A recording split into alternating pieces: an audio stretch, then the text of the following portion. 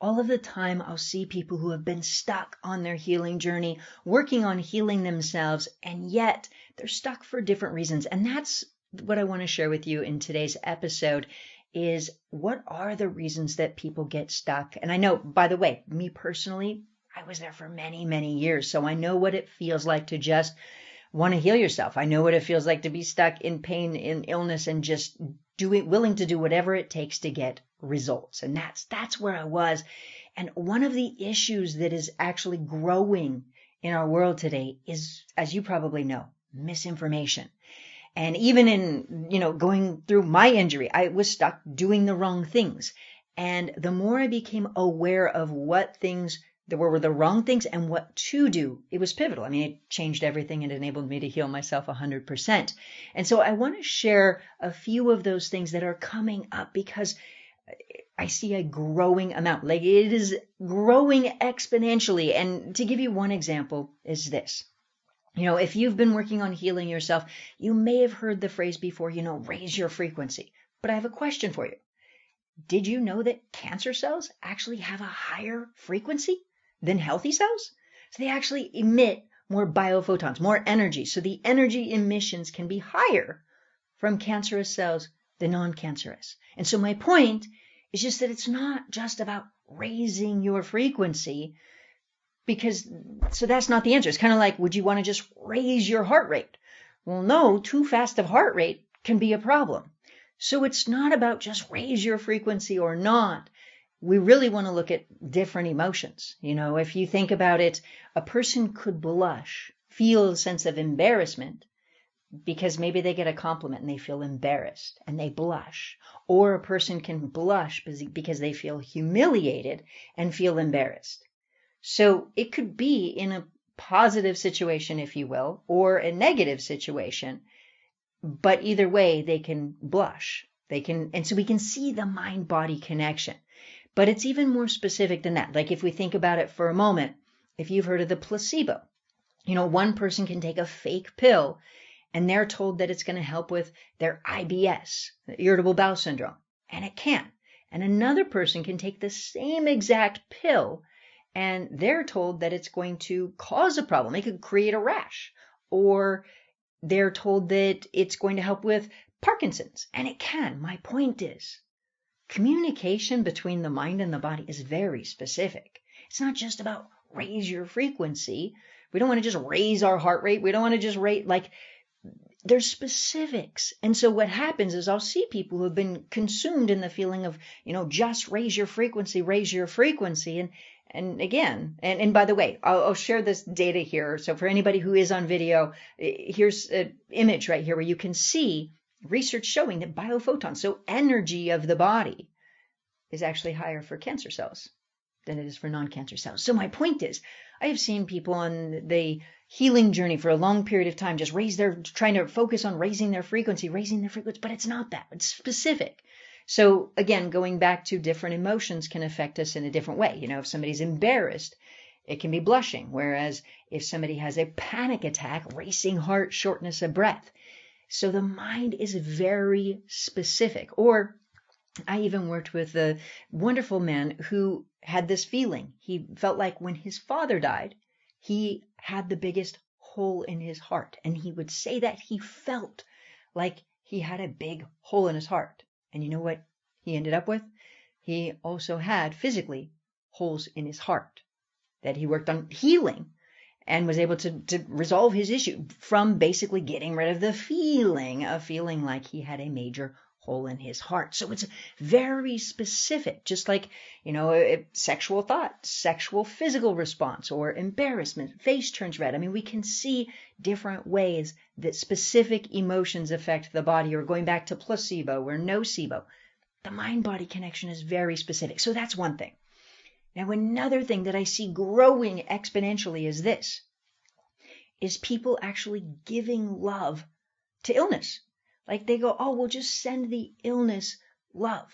But you don't want to do that. It's like feeding a stray cat. If you feed a stray cat, what's going to happen? It's going to keep coming back. And of course, I love cats and I would feed a stray cat. So that's a good analogy and also not a good analogy. I'd feed any animal. But anyways, my point is that you don't want to give the illness love. And this is what I've seen happen. Okay? Is it, for starters, you want to love you for you.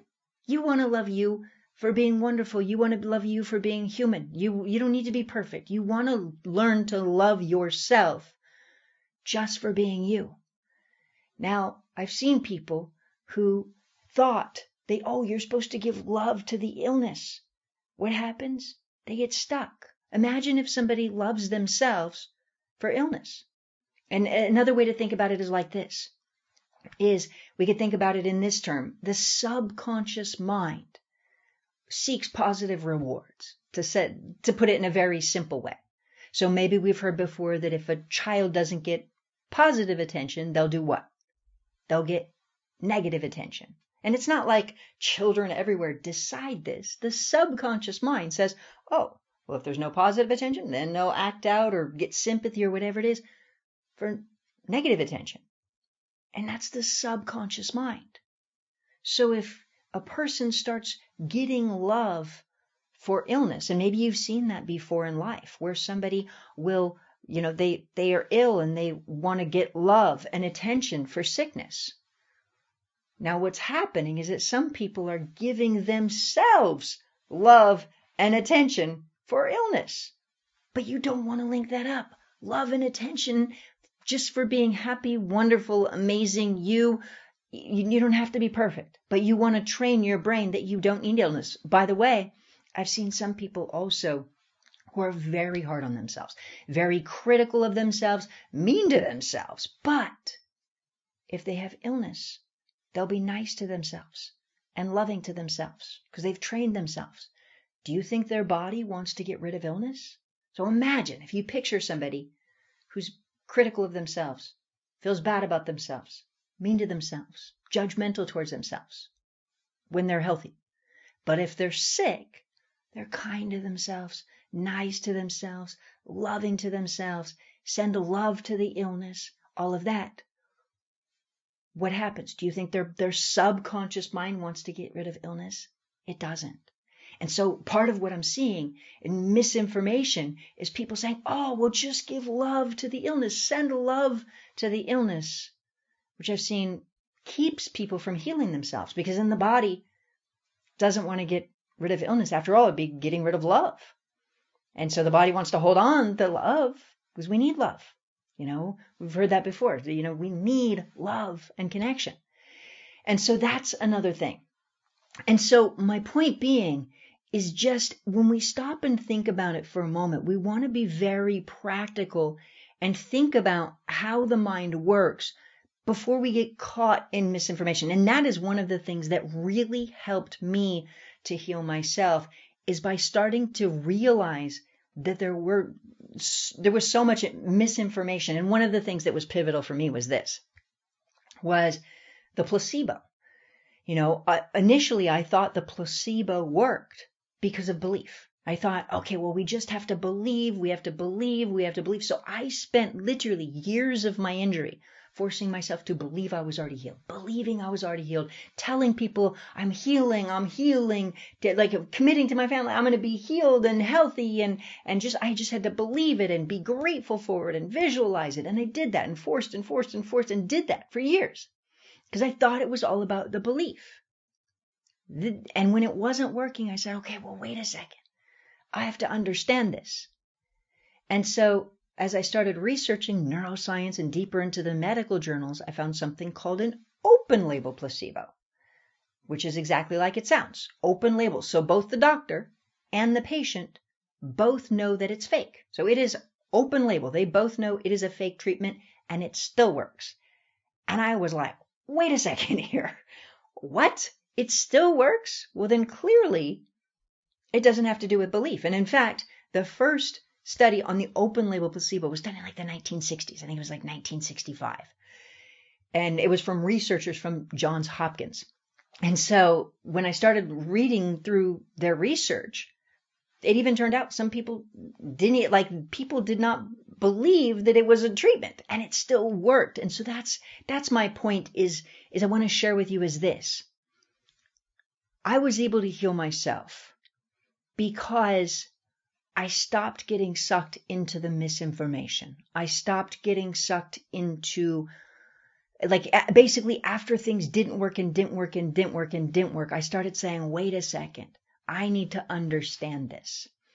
And so I started logically putting the pieces together.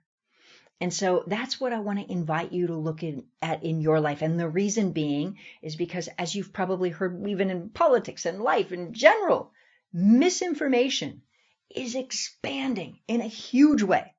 And that is so true with healing. And more and more and more. I mean, going back to the same examples that I gave, you've probably heard increasing your frequency. And again, if you look at medical journals on energy of the body, cancer can have higher frequency levels.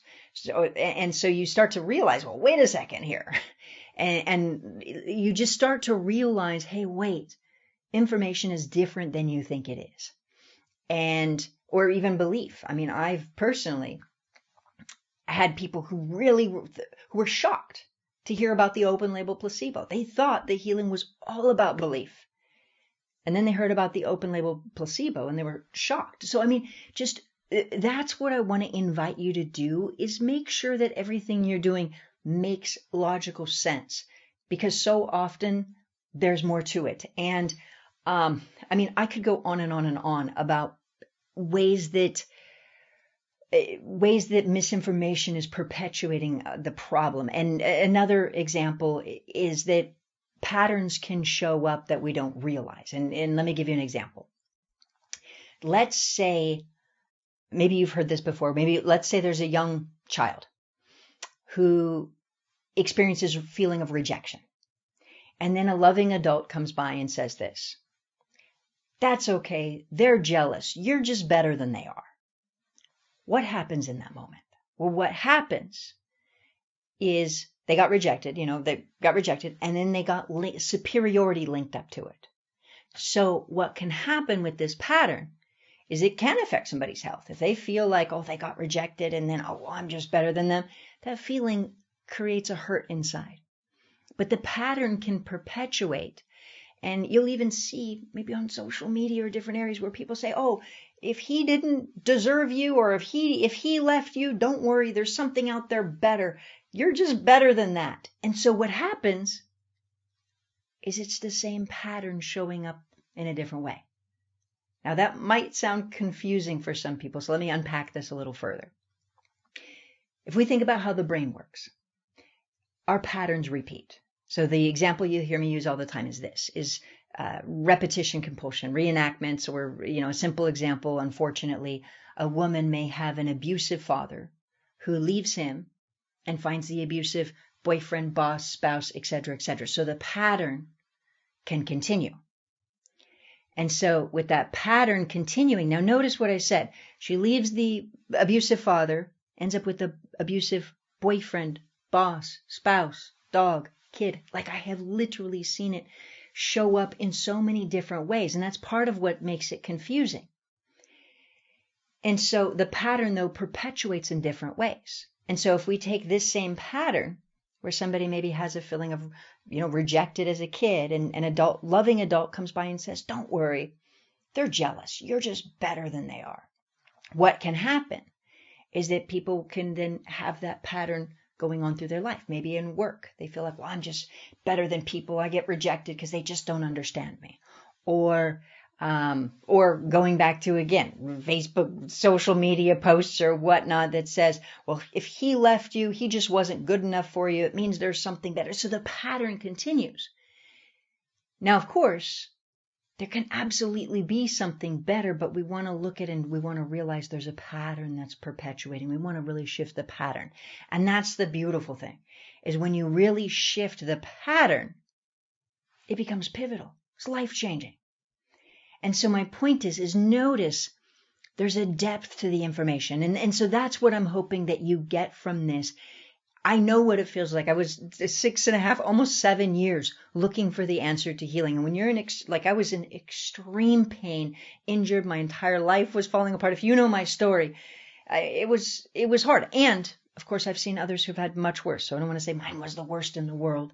It wasn't, but it was bad. And the more when I was doing all the things, the meditation, the positive thinking, the binaural beats, the frequencies, the belief, the affirmation, all of the things, raising the vibration, white light, all of the things, I was trying everything.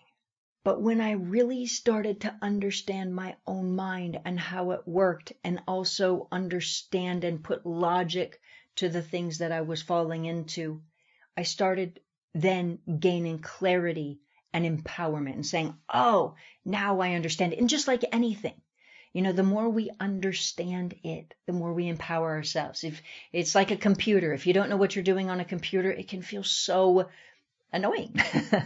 Okay. But if you know how to use something, you go through and it can be your best friend. It can be easy. It can help you get your job done, your day done. It can be so productive. And the same is true with your mind. Is that the more you understand how and why it works, it's amazing. I have seen people, of course, heal themselves all of the time, heal themselves, change their lives, create amazing relationships, amazing businesses, money, success, happiness, joy, love. I mean, so many things. And so that's the point, is don't just go through the motions, don't fall into the misinformation, but instead make a point to understand your mind, because the more that you do, the more you empower yourself, your health, your life, your happiness, your relationships, everything.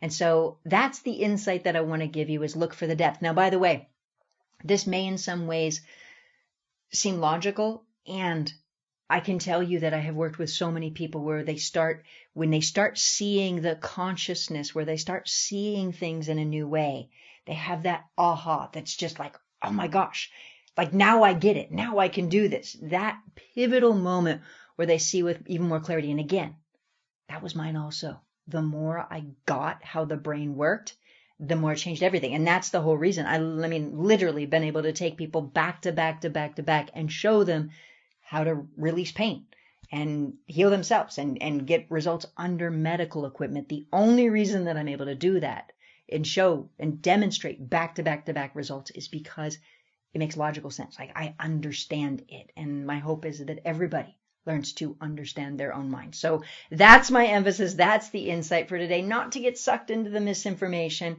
And by the way, as always, I have a free 90-minute masterclass training to help you to understand even more of the logic and the analytical pieces. So if you're stuck there where you've been feeling stuck and wanting a deeper level of understanding, come join my masterclass, or, just knowing and seeing how powerful the mind is. So that's my hope, is that really everybody understands it. So also on that note, I want to ask you to please do make a point to hit the share button on this episode. And also, before we wrap up, if you notice that you've been giving yourself love for illness, I want to invite you to see if you can implement this in your life to where you're giving yourself love just for being you. Or if you notice yourself being nicer to yourself or being kind to yourself. And by the way, sometimes the way that'll show up is this, is somebody might feel guilty for getting a massage if they weren't sick, or doing things for themselves. They feel like they should be spending the money on the kids or whatever else. And so it's like if somebody's sick, they feel like they have an excuse to be nice to themselves, to be caring or giving to themselves, or even nice, or not beat themselves up if they're sick. But if they're not, then they feel guilty for getting a massage, or guilty for taking time for themselves, or whatnot. And so point being is that if you notice any of these patterns in your own life, I want to invite you to see if you can also change this. So you are giving yourself love just for being you, that you're not being nice to yourself just because you're sick, but you're being nice to yourself because it's wise, because it is the right thing to do, because the more you're nice to yourself and kind to yourself, the more you can flourish. And so that energy is what you really want. So just food for thought on how you can really take this information and implement it into your life and expand your awareness. So that said, again, I want to invite you, please do follow through, embrace this, and also please do hit the share button on this. Share it with somebody you love, somebody you care about, or somebody you don't even know, because the more that every single person in our world is happy and healthy and loved and loving, the better this world is for all of us. And so please do hit the share button, and please do make a point to have a most wonderful, incredible rest of your day. And I look forward to connecting with you on the next episode. We'll see you here.